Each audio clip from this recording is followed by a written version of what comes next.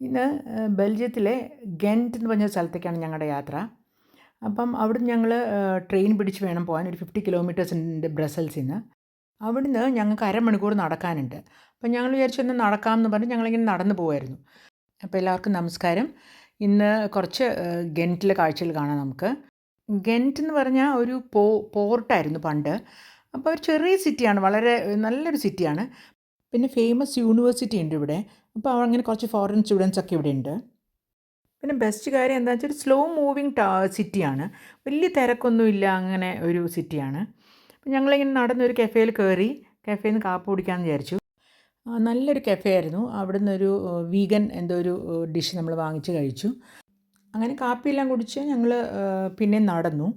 അപ്പോൾ ഇങ്ങനെ ഓരോ ബിൽഡിങ്ങും ഓരോ കാഴ്ചകളൊക്കെ കണ്ടിങ്ങനെ നടന്നു. അപ്പോൾ ഈ ഗെൻറ്റിലെ മെയിൻ പ്രത്യേകത എന്താണെന്ന് വെച്ചാൽ അവിടെ ഒരു 3 ടവർ ഒരുമിച്ചിങ്ങനെ ഒരേ ലൈനിലിങ്ങനെ നിൽക്കും. അപ്പോൾ ആ 3 ടവേഴ്സ് എന്താണെന്ന് വെച്ചാൽ ഒന്ന് സെൻറ്റ് ബാവോസ് കത്തീഡ്രൽ, ഒന്ന് സെൻറ്റ് നിക്കോളാസ് ചർച്ച്, ഒന്ന് ബെൽഫ്രൈ. അപ്പോൾ ഇത് മൂന്നും ഓൾഡ് സിറ്റി സെൻറ്ററിലേക്ക് ഫേസ് ചെയ്തിട്ടാണ് ഇത് മൂന്നും നിൽക്കുന്നത്.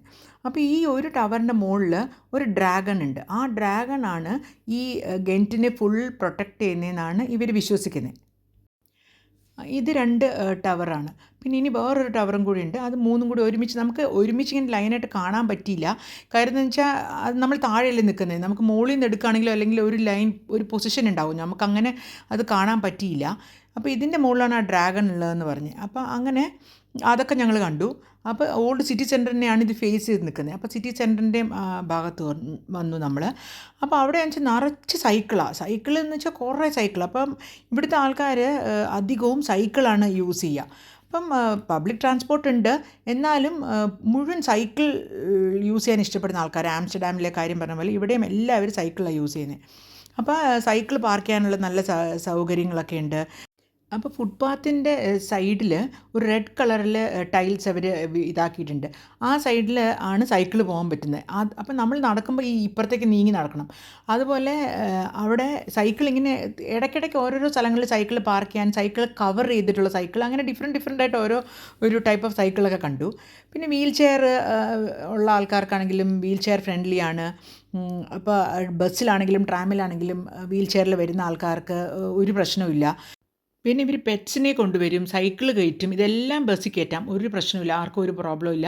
അതിന് അവർക്ക് വെച്ചാൽ ഫുൾ ഇരിക്കാനുള്ള സീറ്റല്ല, കുറച്ച് നിൽക്കാനായിട്ടൊരു ഏരിയ ഉണ്ട്. അപ്പോൾ അവിടെയാണ് ഇവർ വീൽ ചെയർ വെക്കാനും പെറ്റ്സ് ആണെങ്കിലും മടിയിരുത്തും. അങ്ങനെ അതിനൊന്നും ഒരു പ്രശ്നവുമില്ല. അപ്പം ഞങ്ങളിങ്ങനെ നടന്നു, കുറേ ദൂരം നടന്നു. അപ്പോൾ ഞങ്ങളുടെ ടാർഗറ്റ് ഒരു കാസിലാണ്. ഒരു വളരെ പഴയ ഒരു കാസിലുണ്ട്, 16th സെഞ്ച്വറിയിലൊക്കെ പണിതൊരു കാസിലുണ്ട്. അപ്പോൾ അതിൽ പോകാനായിട്ടാണ് ഞങ്ങൾ വരുന്നത്. അപ്പോൾ അതിൻ്റെ ഇടയിലാണ് ഈ വഴി വെച്ച് ഇങ്ങനത്തെ സ്ഥലങ്ങളൊക്കെ കണ്ടു. അപ്പോൾ അവിടേക്ക് നിന്ന് കുറേ ഫോട്ടോ ഒക്കെ എടുത്തു. ഇവിടെ ടാറിട്ട റോഡുകൾ വളരെ കുറവാണ്. എല്ലാം ഇങ്ങനെ കരിങ്കല്ല് പാകിയിട്ടുള്ള, അതും നല്ല ഡിസൈനിലൊക്കെ ചെയ്ത് വെച്ചിരിക്കുന്ന റോഡുകളാണ്. കാണാൻ നല്ല രസമാണ്. അത് അത്രയധികം എനിക്ക് തോന്നുന്നു മെയിൻ്റനൻസ് ഫ്രീ ആണെന്ന് തോന്നുന്നു. അതാണ് അവരങ്ങനെ ചെയ്തിരിക്കുന്നത്. ഞങ്ങൾ സെൻറ്റ് ബാവോസ് ചേർച്ചിൻ്റെ അകത്ത് കയറി. ആ ചേർച്ചിൻ്റെ അകത്ത് ഇതൊരു എന്തോരെണ്ണം അവരുണ്ടാക്കി വെച്ചിട്ടുണ്ട്. അത് എന്തിനു വേണ്ടിയിട്ടാണെന്ന് എനിക്ക് മനസ്സിലായില്ല.